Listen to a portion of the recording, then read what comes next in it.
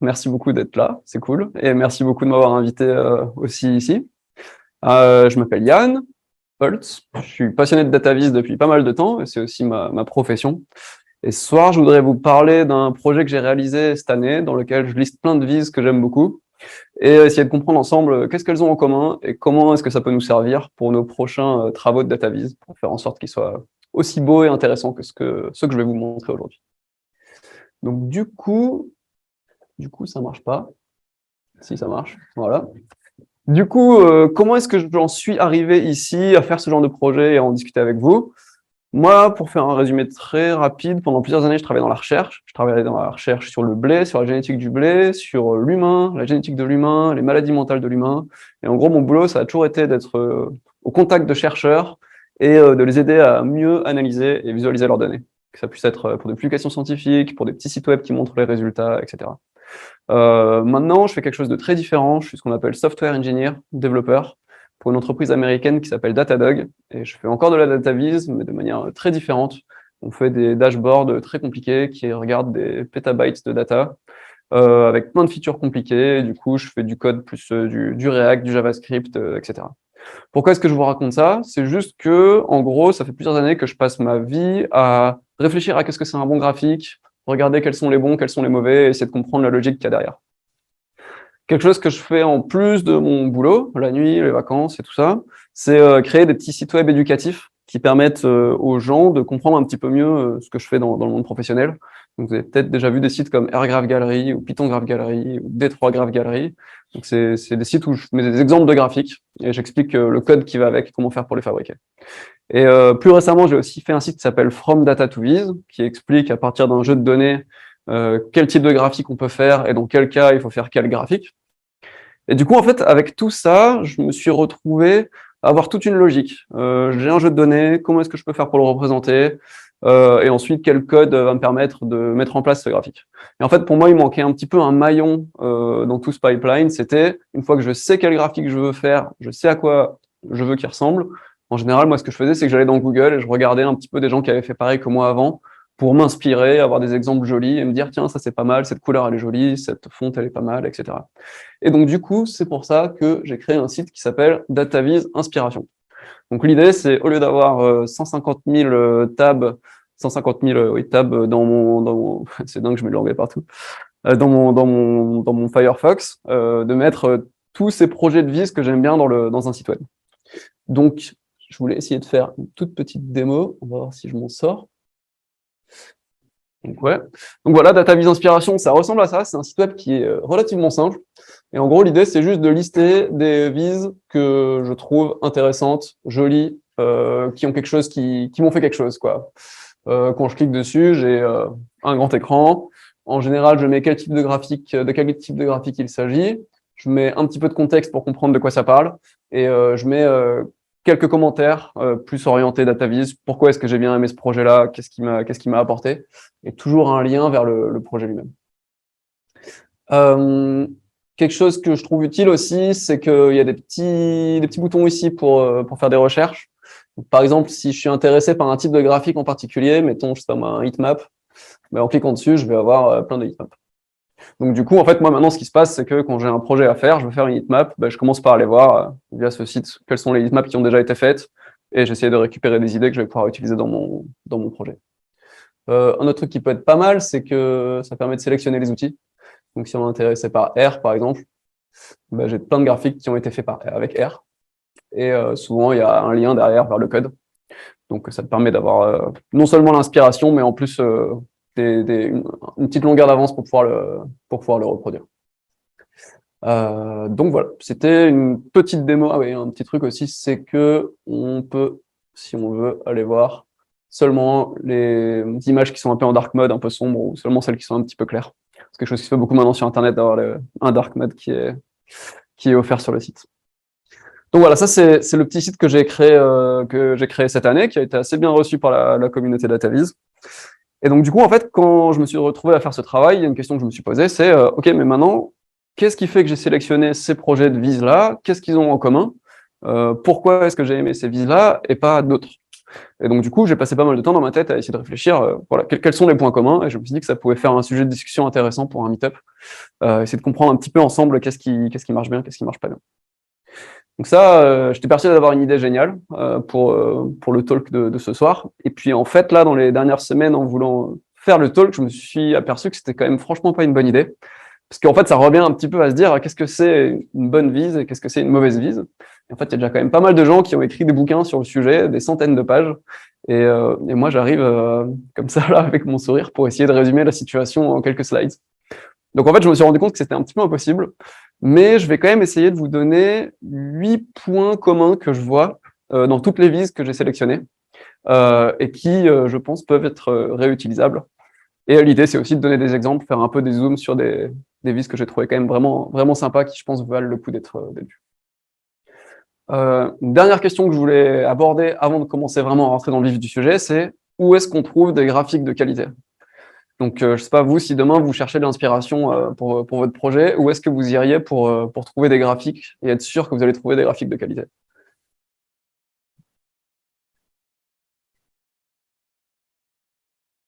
Pas d'idée? Alors, pour la qualité, je sais pas, mais Pinterest, c'est vrai que c'est une super bonne source. Moi, il y a pas mal de choses que j'ai trouvées sur Pinterest. Pardon? ObservaHQ, ouais, complètement. Super source. Alors après, ObservaHQ, c'est énorme. Il y a des millions d'exemples maintenant. Et donc, il y a du bon et du moins bon. Il y a plein de trucs vraiment expérimentaux. Donc, c'est pas toujours là qu'on trouve les meilleures choses. Enfin, on trouve de très bonnes choses, mais ça prend du temps de les trouver. Moi, j'ai divisé en 4 catégories, en fait, les endroits que j'ai utilisés. Il y a le Information is Beautiful Award. Je ne sais pas si vous connaissez, mais c'est genre la plus grande compétition de DataVis qui existe, à ma connaissance. Il y a toujours des milliers d'entrées. Et donc, du coup, il y a tous les gens qui participent. Cette année, il y avait plus de 1000 participations. Là-dessus, il y a une longue liste, ensuite une short list et ensuite des gagnants. Et du coup, il y a tout un panel de jury qui décide qui devient vainqueur. Et donc, ça permet d'avoir des vis d'extrêmement bonne qualité. Et en fait, ce qui est bien, c'est que c'est objectif, quoi. Il y a plein de gens qui ont regardé et qui ont donné leur avis. Donc, il y a pas mal de vis que je vais vous montrer qui viennent de là. Ensuite, on a Twitter. Moi, je passe beaucoup de temps, pas à parler sur Twitter, je poste quasiment jamais rien, mais par contre à suivre des gens.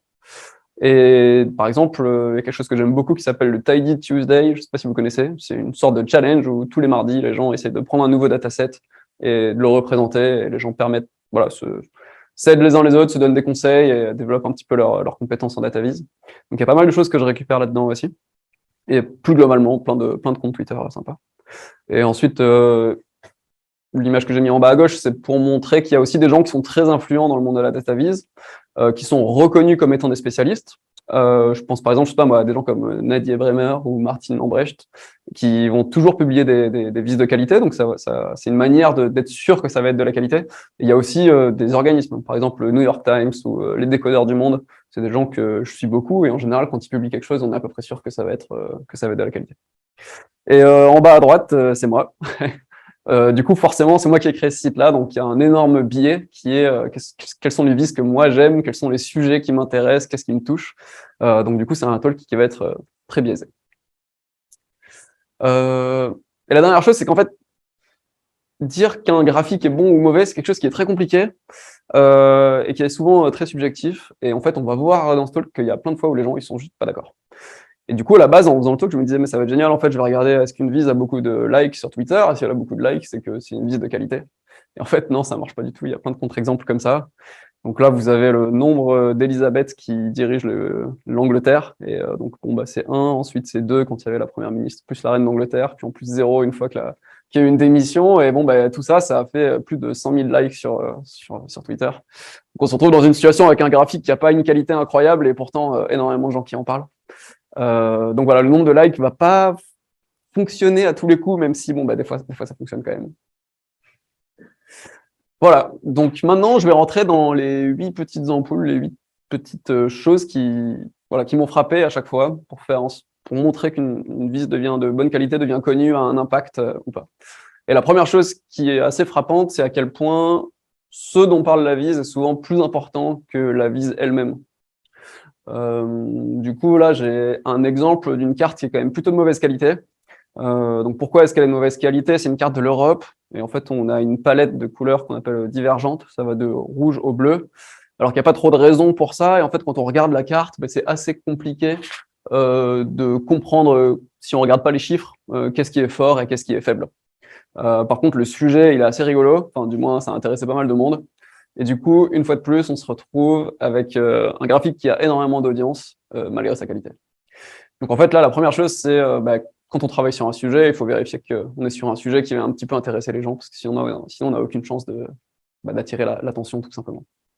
Voilà, il n'y a qu'une slide dans cette partie-là, parce qu'en fait, il n'y a pas grand-chose de plus à en dire. Souvent, on a un sujet sur lequel on veut travailler, et bon, il va falloir faire des vises avec. Mais voilà, quand même garder en tête que si on travaille sur quelque chose qui intéresse personne, ça ne fonctionnera pas. Oui, bon, ça c'est la même idée. Encore un graphique super compliqué, qui n'a pas beaucoup d'intérêt, mais bon, comme c'est une blague et que c'est rigolo, il y a plein de gens qui en parlent. Bon, voilà. Alors ensuite, s'il y a bien une règle qui pour moi est vraie dans tous les projets de data vise de bonne qualité, c'est qu'une bonne vise, ce n'est pas une mauvaise vise.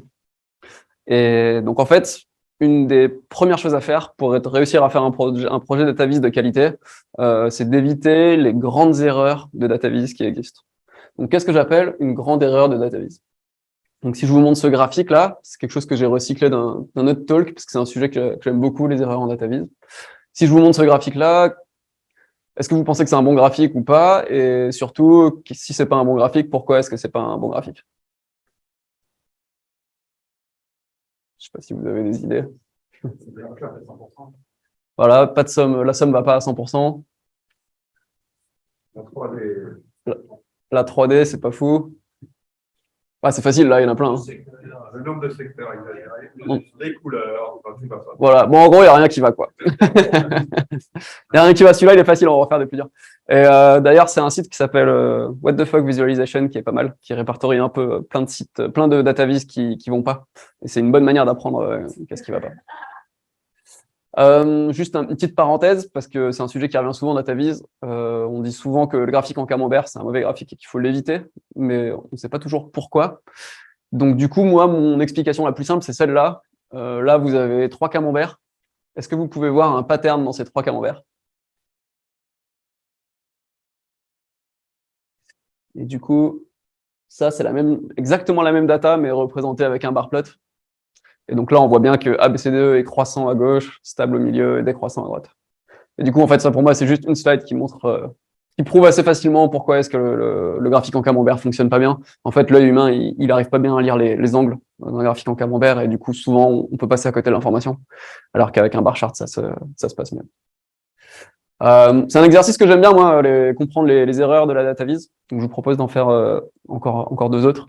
Est-ce que vous voyez quelque chose qui va pas dans ce graphique? Ou du moins, qu'est-ce que vous feriez pour l'améliorer? Sortir les valeurs, classer. Ouais, voilà. Classer les valeurs, tout simplement. Et ça, en fait, c'est tout bête. Mais du coup, à droite, j'arrive vraiment bien à voir quel est le rank, le classement de chaque pays. Alors que à gauche, c'est une vraie galère. Si je vous demande l'Allemagne, quel est son classement? Bon, l'Allemagne, ça va encore. Mais si je vous demande Israël, ça va être vraiment compliqué. Alors qu'à droite, c'est très simple. Et voilà, c'est une genre de petite erreur qu'on peut voir en fait relativement fréquemment quand on regarde des graphiques qui sont faits, ou du moins les gens qui viennent me voir avec leurs graphiques et qui me demandent mes conseils, c'est le genre d'erreur qu'ils peuvent faire souvent. Et clairement, il faut les éviter. Sinon, le graphique, pour sûr, aura beaucoup moins d'impact. Du coup, là, un peu plus dur. Qu'est-ce qui, d'après vous, ne va pas sur ce graphique? Donc, ce graphique, ça s'appelle un box plot. Est-ce qu'il y a quelque chose qui vous frappe là-dedans?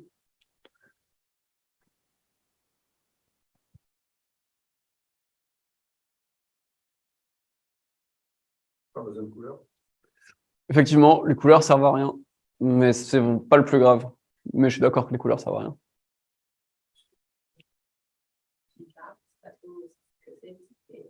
Alors ça, c'est effectivement, mais ça, c'est une convention pour le boxplot. Donc en fait, on sait que la barre du milieu, c'est la médiane, et au-dessus, c'est les quartiles, etc. Mais c'est vrai que sans explication, quelqu'un qui connaît pas le boxplot ne peut pas le savoir. Mais c'est encore pas ça que j'avais en tête. Donc en fait, ce qui se passe quand on fait un boxplot, qui est un des graphiques les plus courants dans l'analyse de données, surtout avec les gens qui utilisent R, parce que c'est très simple à faire, c'est qu'en fait, on cache la donnée qu'il y a derrière. Donc là, j'avais 4 groupes. Sur les 4 groupes, on pouvait déduire certaines choses, que B est au-dessus de A et que C est au-dessus de B, etc. Par contre, ce qu'on peut pas du tout voir, c'est le nombre de points de données qu'il y a sous chaque groupe. Donc là, ce qu'on voit, c'est que le boxplot C, il est fait à partir d'une dizaine de points, alors que le A et les B, ils ont des milliers de points. Donc en fait, on cache une partie de l'information et ça peut être une manière de mentir avec les données. On a un groupe dans lequel on n'a presque pas d'informations, on le met dans un boxplot et avec un peu de chance, personne ne posera de questions, quoi. Et ensuite, si on regarde bien le groupe B, on voit qu'il y a une distribution bimodale. Il y a plein de groupes, plein de points en haut, plein de points en bas, et rien au milieu. Et ça, pareil, ça veut dire qu'on passe à côté d'une partie du message. Donc en fait, c'est une des erreurs. Enfin, moi, c'est une erreur contre laquelle j'essaie de me battre beaucoup. Ne cachez jamais vos données. Si vous avez plein de points, il faut que d'une manière ou d'une autre, on puisse comprendre ce que ces points ont à raconter, quoi. Et un boxplot, ça suffit pas. Et du coup, comme alternative, on peut utiliser un violin input. Et donc avec le violin input, je vois très bien la distribution bimodale pour le groupe B. Et dans l'axe des X, j'ai mis la sample size, vous m'excuserez pour l'anglais, à côté du label de chaque groupe. Et donc du coup, ça me permet de ne pas mentir et de voir que dans le groupe C, il n'y a que 20 points. Donc voilà, c'est quelque chose qui revient très souvent aussi. Un dernier qui revient très souvent, vous le connaissez peut-être. Donc là, on a 5 pays. Pour chaque pays, on a une bulle qui représente la taille de l'économie. Est-ce que vous voyez quelque chose qui va pas? C'est vraiment un exemple connu, ça, hein, mais Ouais, c'est des échelles. les proportions, voilà, c'est ça. Ouais. Donc en fait, ça c'est une bonne manière de tricher avec la donnée. C'est qu'en fait, là, à gauche, la taille c'est le rayon du cercle qui a sa valeur qui est proportionnelle à la valeur. Sauf que comme l'aire du cercle augmente beaucoup plus vite que le rayon, du coup, on se retrouve avec une énorme bulle pour un chiffre qui n'est pas si gros. Donc du coup, en fait, il faut faire comme on fait à droite, c'est-à-dire qu'il faut tailler la bulle en fonction, l'area de la bulle en fonction de la valeur et pas en fonction du rayon. Donc voilà, donc en fait, c'était un peu un résumé d'erreurs classiques qui se font en DataVis. Et je pense qu'une des premières choses à faire, c'est apprendre un petit peu quelles sont toutes les erreurs. Dans le site dont j'ai parlé au début, là, qui s'appelle Data2Viz, j'ai fait une espèce de galerie d'erreurs. Il y en a une trentaine de têtes. C'est que des exemples un petit peu comme ça, où j'explique quelles sont les erreurs les plus classiques et comment les éviter. Et donc voilà, pour faire une bonne vise, je pense qu'une des premières choses à maîtriser, c'est qu'est-ce qu'une mauvaise vise et comment faire pour éviter de faire une mauvaise vise, ne pas tomber dans les pièges, les principaux pièges. Je vais avancer un petit peu. J'ai peur de... Donc ça, c'était mon deuxième conseil. Et mon troisième conseil, il va complètement à l'encontre de celui que je viens de vous donner, c'est-à-dire qu'en fait, quelque chose que j'observe beaucoup dans les projets de vise que j'aime, qui me font quelque chose, c'est que souvent, en fait, il y a certaines règles qui sont cassées. Donc en gros, ce que j'écris en dessous, c'est faites ce que je dis, pas ce que je fais. Donc, je vous propose de regarder un exemple pour illustrer ça. Donc ça, c'est un graphique qui a fait un carton, qui a été publié par le New York Times. C'est un stream graph circulaire. Donc en gros, ça part du milieu, là où il y a écrit 2020, et c'est le nombre de cas de Covid-19 qu'on a. Et le temps tourne, on se retrouve en 2021, en 2022, et plus la forme est épaisse, plus il y a eu de cas. Et moins elle est épaisse, moins il y a eu de cas. Et donc en fait, c'est un graphique qui a eu énormément d'écho et qui a aussi énormément divisé au sein de la communauté DataVis. Malheureusement, le tweet a été supprimé, donc je n'ai pas pu récupérer la discussion pour vous la montrer. Mais il y a vraiment, grosso modo, la moitié des gens qui disaient que c'était du génie et l'autre moitié des gens qui disaient que c'était le pire graphique de l'humanité. Et je trouvais ça vraiment intéressant. Et donc là, effectivement, il y a quand même pas mal de règles qui sont cassées. Déjà, tout ce qui est circulaire, dans la majorité des cas, on a tendance à y faire vraiment attention. Ensuite, là, ce qui se passe, c'est que c'est une limace, donc ce qui est en 2020 est beaucoup plus petit que ce qui est en 2021, qui est beaucoup plus petit que ce qui est en 2022. Donc, ça fait une sorte de distorsion. Ensuite, le stream graph, il est mis des deux côtés du centre. Et donc, du coup, ça devient beaucoup plus difficile de comparer à quelle hauteur ça monte et à quel point est-ce qu'un point est plus élevé que le point d'avant. Donc ça, de nouveau, c'est une distorsion. Ensuite, il y a très peu de labels, très peu d'échelles. Donc, en gros, c'est un graphique qui, clairement, a un côté esthétique, clairement attire le regard, mais casse plein de règles de la DataVis. Et malgré tout, moi, personnellement, je trouve que c'est un super graphique et que le message, quand même, passe vraiment bien. L'avantage de ce genre de graphique, c'est que janvier 2020 est aligné avec janvier 2021, qui est aligné avec janvier 2022. Donc, du coup, ça permet de voir que les vagues de Covid peuvent être synchronisées. Donc voilà, c'est un exemple d'un circular stream graph, et je pose la question, est-ce que c'est approprié ou pas? En tout cas, ça a fait beaucoup parler de soi, et du coup, c'est un peu le jeu aussi dans la DataVis, c'est de faire parler de soi pour que le message passe. Alors, ça, c'est un autre exemple de Nadie Bremer. Donc, en gros, elle a pris plein de personnes qui étaient sans abri aux États-Unis et qui, du coup, ont été redispatchées dans le pays. Et elle a regardé où est-ce qu'ils sont allés. Est-ce qu'ils sont allés dans des villes où ce que les gens gagnent était au-dessus ou en dessous? C'est terrible, j'arrive plus à parler français. Donc, en gros, tout ça pour dire qu'elle a fait cette distribution que vous voyez sur la droite.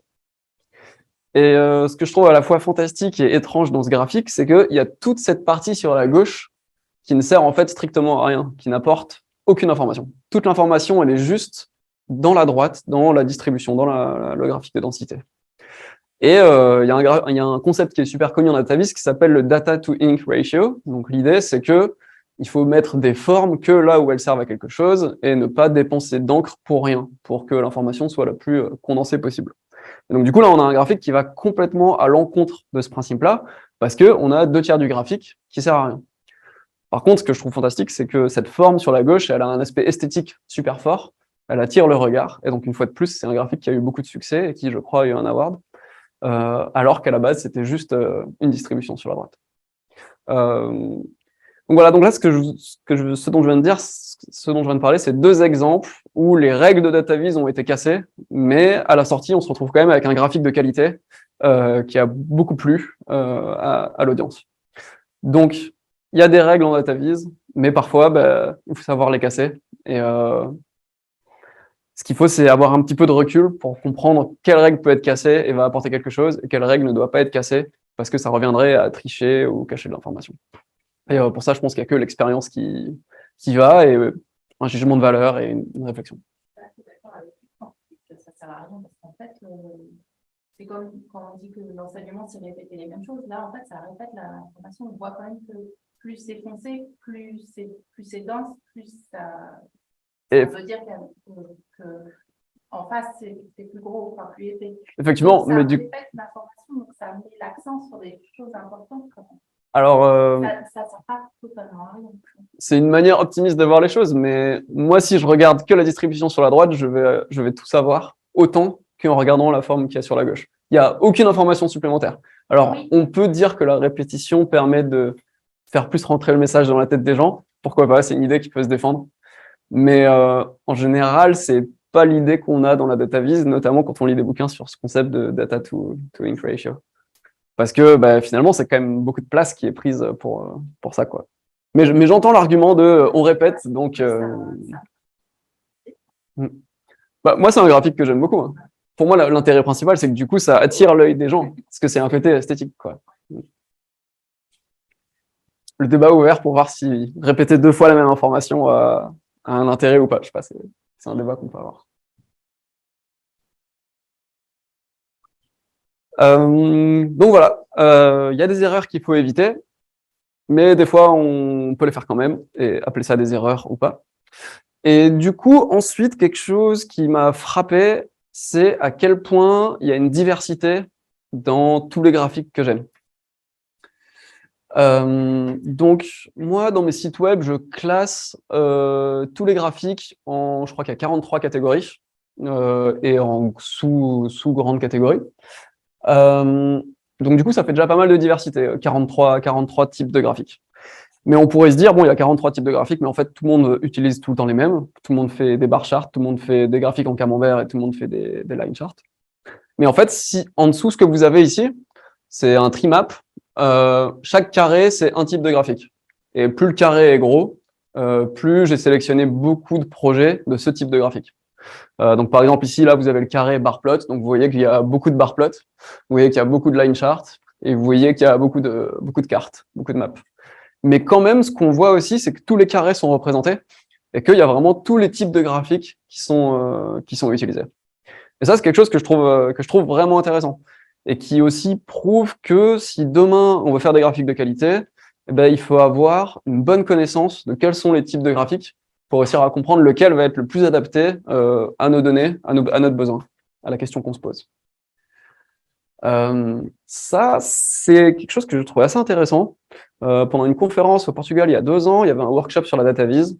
Il y avait, je sais plus combien il y avait de participants, mais il y en avait pas mal.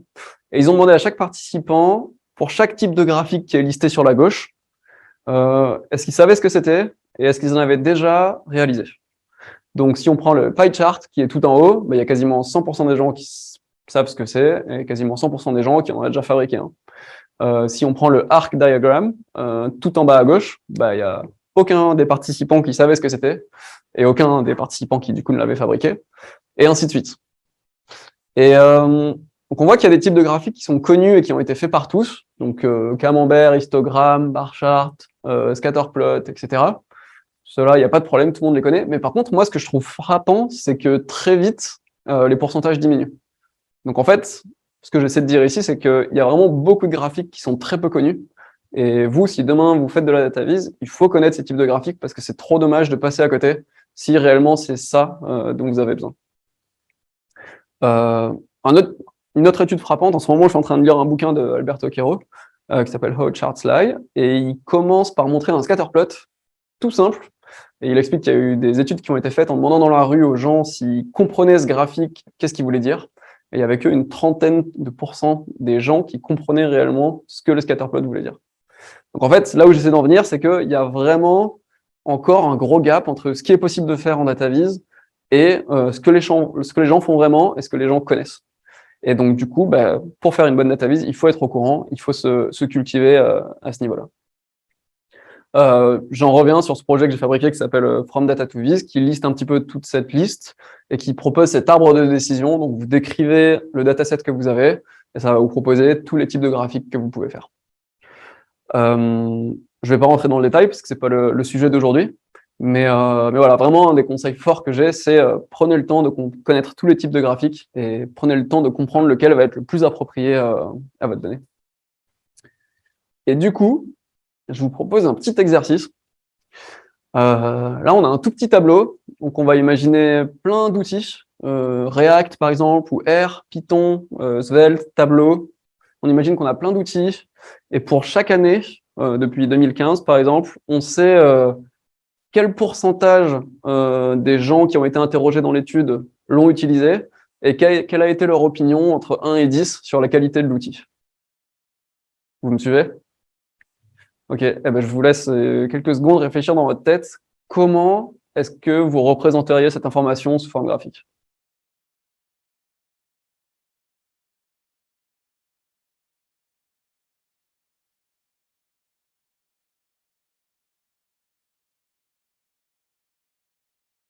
Et du coup, si vous avez des idées, je suis assez curieux de les entendre.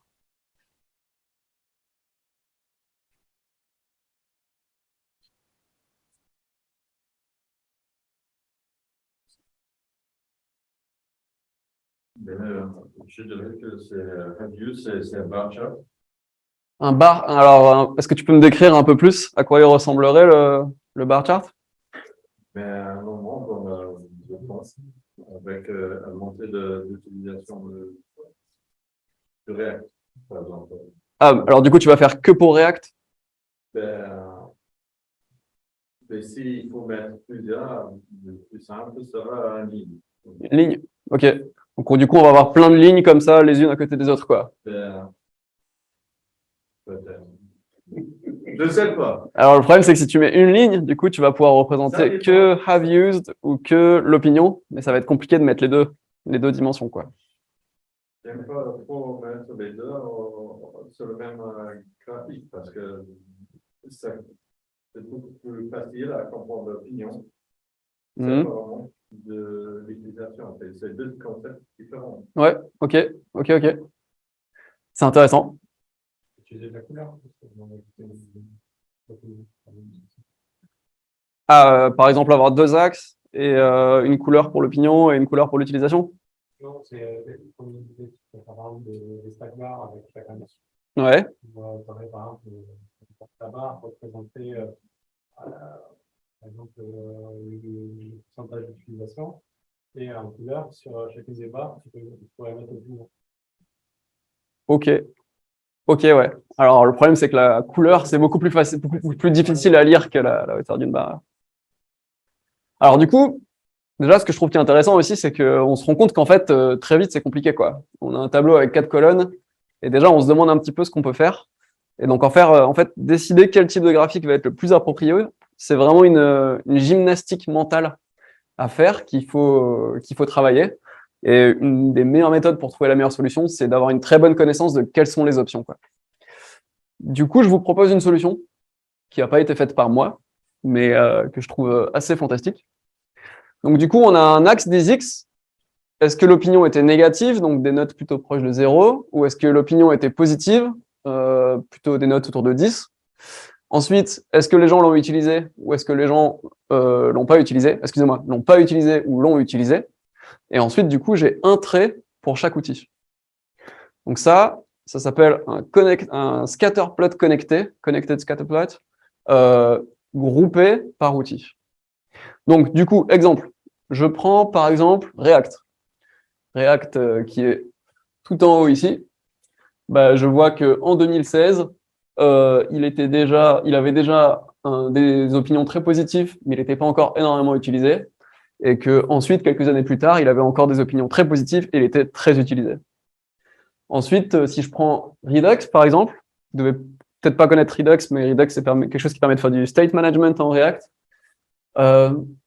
Des opinions très positives au début, et les gens se sont mis à beaucoup l'utiliser, et d'un seul coup, l'opinion a été bien plus négative. Et en fait, aujourd'hui, c'est une librairie qui est en train de disparaître, parce qu'il y a de meilleures choses qui ont été inventées, et on se rend compte que c'est pas une librairie qui fonctionne très bien.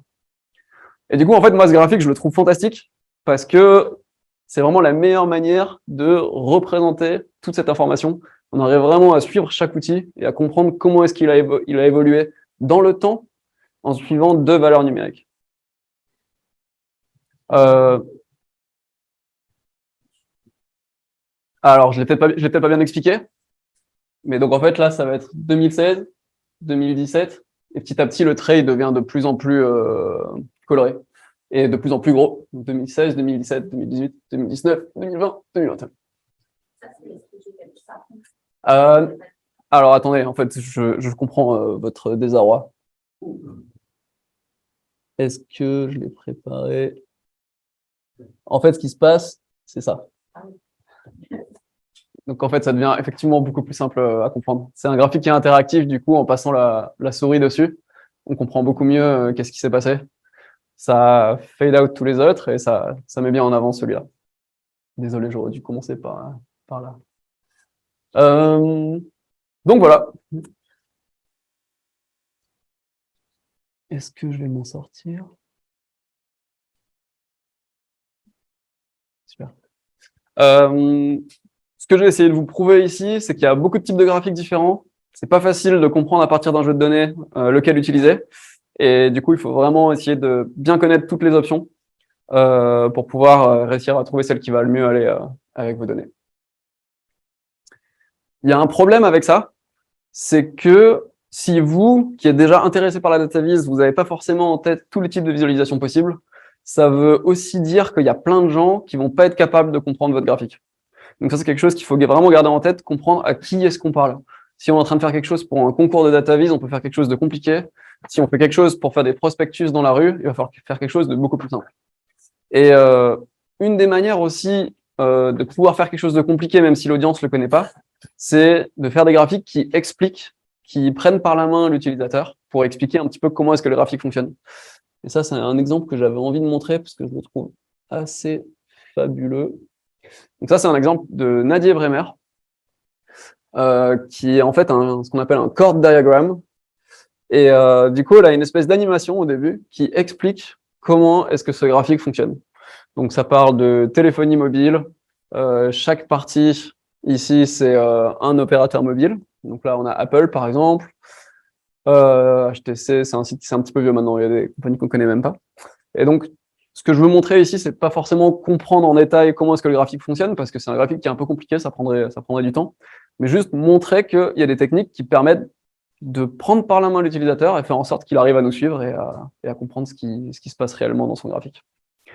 Le problème, c'est que c'est une animation, je ne peux pas passer à l'étape d'après. Une fois qu'on connaît comment ça fonctionne, c'est un peu embêtant. Mais en gros, c'est... Dans certains domaines, il y a certains types de graphiques qui sont utilisés. Dans d'autres domaines, c'est d'autres types de graphiques aussi. Il faut peut-être comprendre quel est le contexte métier ou quels sont la data-analyse métier qui parle Complètement. Moi, par exemple, dans le monde de la génétique, il y a un graphique qui revient tout le temps. de la Ah, d'accord, ok. typiquement ça, moi, ce serait des gènes. Oui, voilà. Exactement. Ou le Manhattan Plot, par exemple, c'est quelque chose, n'importe quel généticien va le lire en 2 secondes, alors qu'à quelqu'un d'autre, il va falloir expliquer beaucoup plus en détail ce qui se passe dessus. Complètement d'accord. Et donc voilà, cette vise, elle est sympa parce qu'elle va rajouter des étapes une par une pour expliquer ce qui se passe. Et à la fin, on a la vise complète et on peut l'explorer. Tout ce que je suis en train de vous montrer, les slides, elles sont en ligne. Vous pouvez les récupérer. Si demain cet exemple en particulier vous intéresse, il y a le lien dans mon PowerPoint, donc vous pouvez aller la lire plus en détail pour comprendre. C'est peut-être un peu frustrant de pas comprendre en détail comment la vis fonctionne, mais c'est un peu compliqué, ça prendrait trop de temps et c'est pas le sujet d'aujourd'hui. Je suis en retard. Du coup, il y a une liste de graphiques qui existe. Et en fait, une fois de plus, ce que je trouve vraiment intéressant, c'est qu'il y a beaucoup de vises qui sortent de cette liste de graphiques et qui vont plus loin, qui en fait inventent des types de graphiques. Donc récemment, je suis tombé là-dessus. C'est un graphique que je trouvais vraiment intéressant. C'est pour moi un circular bar plot avec des largeurs variables. J'ai pas trouvé mieux comme nom. J'ai demandé sur Twitter si quelqu'un avait mieux et je me suis aperçu que personne savait. Donc pour l'instant, on va rester là-dessus. L'axe des Y, c'est les émissions de CO2 par personne. L'axe des X, c'est la population du pays. Et du coup, en fait, ce qui est génial, c'est que la surface de chaque pays, ça devient la population, le CO2 émis par le pays au total. Donc en fait, avec un graphique, on se retrouve à représenter 3 dimensions. Donc, par exemple, la Chine, on voit que c'est le pays le plus émetteur au total. Par contre, on voit aussi que c'est le pays qui a la plus grosse population et que du coup, par tête d'humain, c'est pas du tout les plus gros pollueurs. Et donc, en fait, c'est un graphique que je trouve fantastique parce que on s'est dit, on va prendre un bar plot, il faudrait mettre un bar plot à côté pour représenter autre chose, mais en fait non, on va les mixer ensemble, ensuite on va le mettre circulaire pour que les gens aient envie de le regarder, parce que les bar plots, les gens, ça les ennuie un peu et ils finissent par plus les lire. Et du coup, on se retrouve avec une vise qui est super puissante, qui fait passer énormément d'informations, et qui pour moi est une super vise. Et alors, petit aparté, quand j'ai demandé quel était le nom de cette vise sur Twitter, je trouvais ça assez génial parce que la moitié des gens qui m'ont répondu que c'était une vise horrible et qu'il fallait surtout pas la faire. Donc j'ai eu des trois. Et donc, moi, c'est quelque chose que je trouve fantastique dans notre monde, c'est quand on fait des maths, par exemple, 1 + 1 est égal 2, et c'est comme ça, il n'y a pas de discussion possible. Et en data-vis, je trouve ça assez fantastique à quel point tout le monde n'est pas forcément d'accord. Et des fois, c'est au jugement de chacun de décider si oui ou non c'est une bonne vise.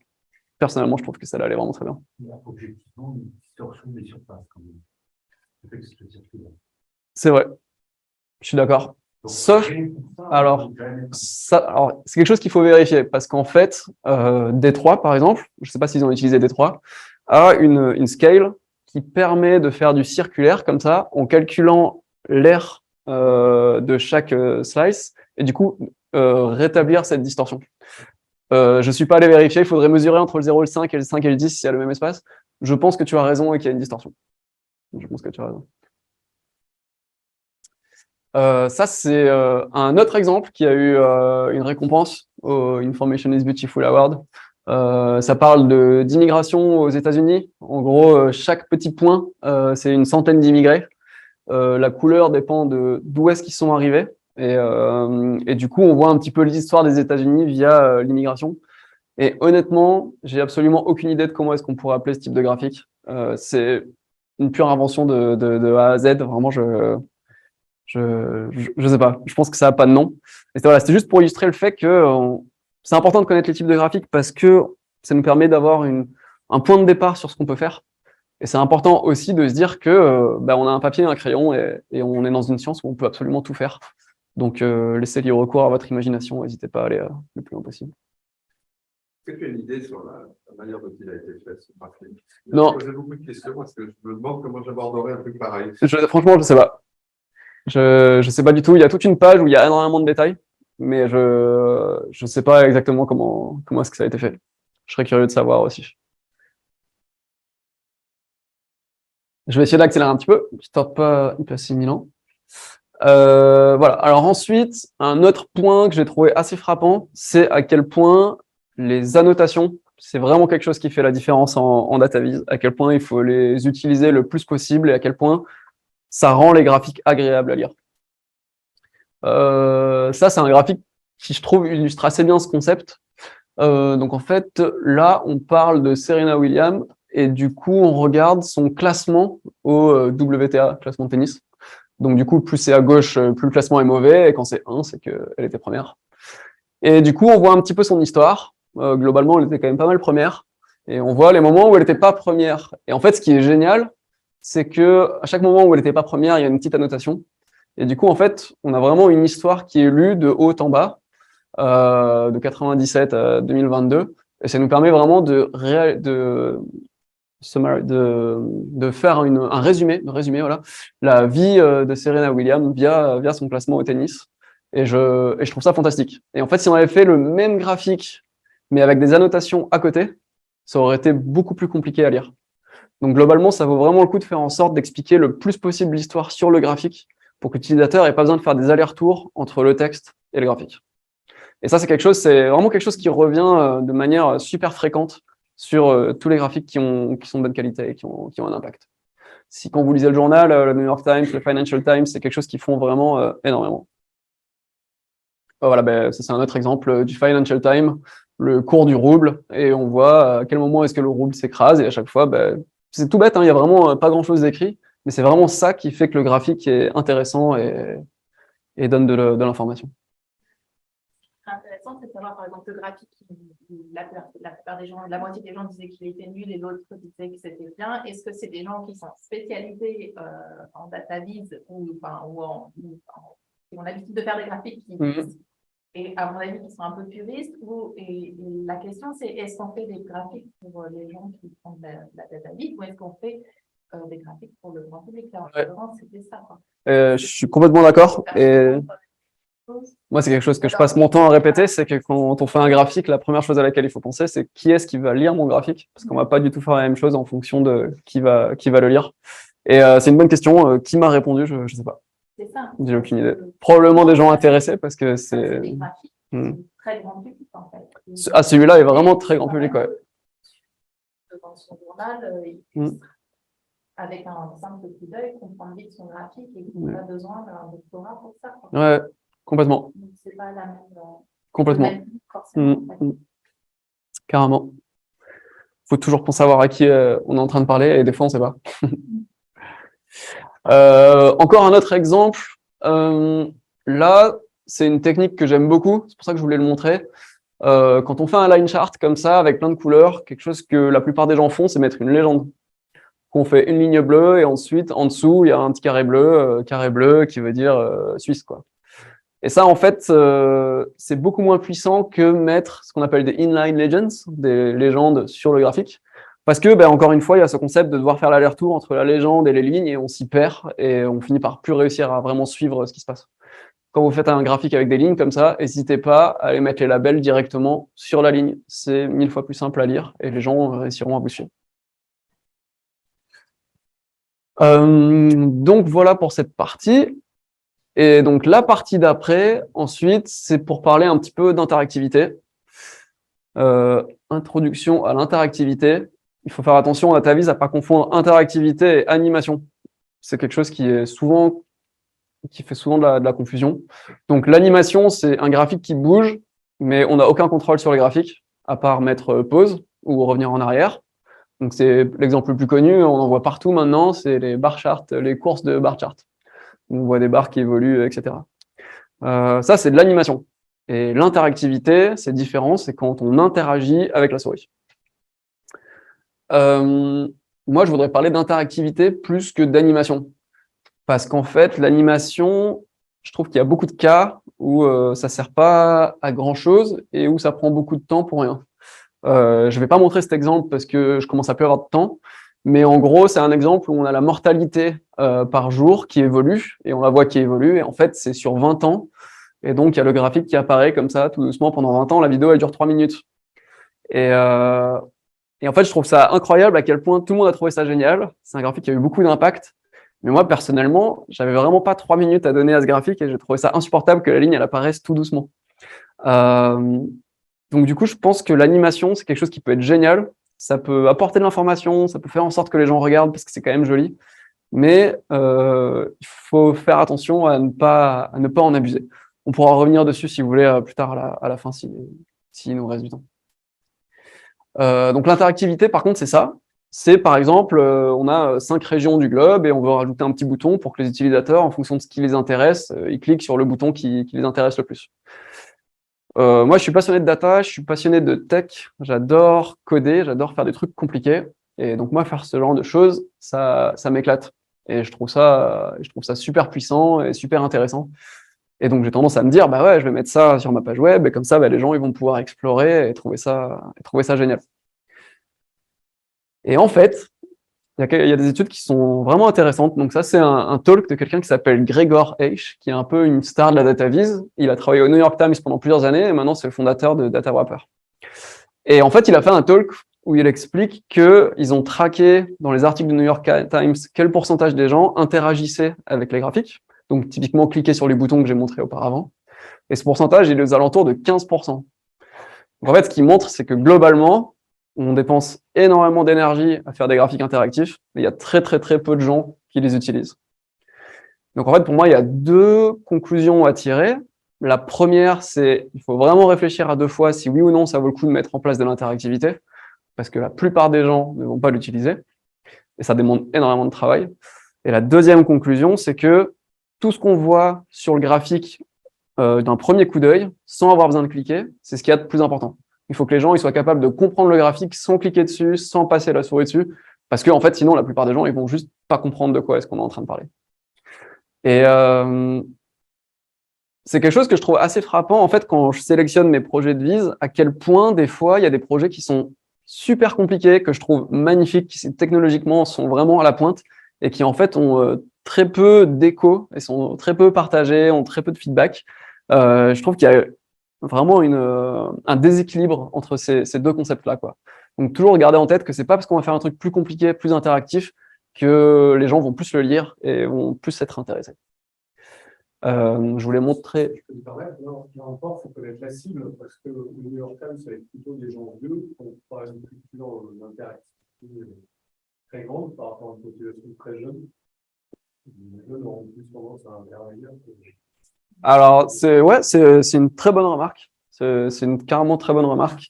Après, même si c'est pas 15%, on peut imaginer que ça monte à 30%, mais je doute que les jeunes se mettent tous à cliquer partout à 100%. Je serais assez curieux, mais ça serait intéressant de voir sur des journaux plus jeunes comment ça se passe. Quelque chose d'autre qu'il explique dans le talk, c'est que la seule interaction qui fonctionne, c'est le scroll. Donc en fait, les gens, ils sont capables de scroller, mais ils sont pas capables de cliquer, ils sont pas capables de hover, ils sont pas capables d'aller vers la droite, d'aller vers la gauche. La seule chose qu'ils peuvent faire, c'est scroller. Et c'est aussi une des raisons pour lesquelles le scrollytelling est quelque chose qui se développe énormément. Parce que là, pour le coup, on peut faire une expérience de data viz, une expérience de découverte des données qui va fonctionner parce que les gens sont habitués à scroller, et ça, oui, ils vont le faire. Je suis assez d'accord avec vous. Par exemple, typiquement en muséologie, si on veut faire un graphique qui soit parlant dans un musée, oui, et les enfants, typiquement, c'est des enfants, ils adorent, quoi. Il faut que ce soit interactif. Ouais, Et là, c'est une cible. Mais si on s'adresse à un monsieur de New York Times, par exemple, bah, une fois de plus, on en revient à la question de pour qui est-ce qu'on publie le graphique, ouais.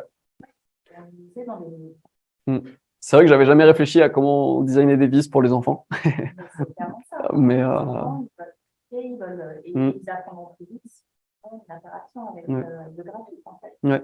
Bah, du coup, ça me donne envie de me renseigner et d'aller lire de la doc sur est-ce que des gens ont essayé de calculer ce chiffre-là sur d'autres types de médiums pour voir s'il y a une grosse variabilité ou pas, quoi. Ça serait intéressant de savoir. Ce serait vraiment intéressant de savoir. Et le scroll est vachement lié aussi à l'utilisation du mobile. Ouais. Parce que les gens lisent le journal beaucoup plus sur un mobile que maintenant sur un PC. Mm. Et sur un mobile, on sait faire que du scroll. Après, sur un PC, on clique peut-être plus facilement. Voilà. Juste, il y en a qui connaissent pas le scrollytelling, j'ai mis une petite animation là. Donc, on a une carte et quand on scrolle, on se retrouve avec la donnée qui va évoluer. Et on transforme une carte en un bubble chart et ensuite en un scatterplot. Donc, c'est ça le scrollytelling. Technologiquement, c'est relativement compliqué à mettre en place. Ça demande quand même pas mal de travail. Et donc, moi, ce qui me frappe, c'est à quel point, parfois, cette quantité de travail est, je sais pas, j'ai l'impression, n'est pas rémunérée à sa juste valeur par les utilisateurs, quoi. Moi, j'adore ça, et donc je serais prêt à faire ça pour n'importe quel projet. Et en fait, il faut se freiner un petit peu et réfléchir si vraiment, oui ou non, ça vaut le coup. Les rois du monde pour le scrollytelling et de manière générale pour les expériences d'exploration de vis interactives, c'est The Pudding. Je ne sais pas si vous connaissez ou pas. C'est un site américain. C'est pas un site de news, c'est un site presque de culture générale. Ils peuvent parler de projets divers et variés. Il y en a un que j'aime beaucoup sur le rap, par exemple, où ils prennent tous les rappeurs américains et ils essaient de comprendre un petit peu de quoi ils parlent, pourquoi est-ce qu'ils sont connus, pourquoi est-ce qu'ils sont pas connus, et tout ça avec des datas. Et c'est vraiment incroyable. Si un jour vous avez du temps à perdre et vous êtes intéressé par la dataviz, je vous conseille vraiment d'aller faire un tour sur leur site. La dernière partie, qui va pas prendre longtemps, parce que en fait, il y a quand même un pattern quand je regarde le site qui me frappe, c'est à quel point toutes les vises que je sélectionne et qui globalement plaisent sont jolies, sont belles. Et du coup, moi, une question que je me suis posée en faisant ce talk, c'est en fait, pourquoi est-ce qu'il y en a qui sont belles et d'autres qui sont pas belles? C'est quoi? En fait, c'est quoi le beau? Et je me suis rappelé que quand j'ai passé le bac, c'était un des sujets de philo. Du coup, je me suis retrouvé à aller voir des anabacs de philo et tout pour voir un petit peu ce qu'ils disaient là-dessus. Et du coup, j'en ai rien retiré, à part que Kant, il dit que le beau est ce qui plaît universellement son concept. Et dans universellement, il y a cet aspect que on va globalement tous trouver la même chose jolie. Par exemple, ce que vous avez au fond de ma slide là, tout le monde trouve que c'est une forme qui a une certaine sorte d'esthétique. Et si je vous mets ce graphique là, je pense que vous allez tous être d'accord pour dire que il n'est pas vraiment joli. Et en fait, c'est quelque chose que j'ai beaucoup de mal à verbaliser. Comment faire pour expliquer qu'est-ce qui est joli et qu'est-ce qui l'est pas. Alors là, il y a des couleurs qui vont pas, il y a des fonds, je sais pas comment on dit fonds, il y a des fontes qui vont pas, il y a enfin, c'est un graphique qui est assez monotone, il y a quasiment aucune couleur qui est utilisée, mais en fait, je manque de mots et je manque de concepts pour expliquer qu'est-ce qui est beau et qu'est-ce qui ne l'est pas. Moi, je viens du monde de la science, ensuite, je suis allé dans le monde de la technologie, et en fait, il y a tout un monde de la data viz que je connais pas, qui est le monde du design. Donc moi, dans mon travail de développeur, je travaille avec des designers, je fais un premier jet, et derrière, ils repassent, et c'est juste magique ce qu'ils font, quoi. Ils changent juste de quelques pixels, ils changent juste un petit peu la transparence d'une couleur, et à la fin, c'est beaucoup plus joli que ce que j'avais fait.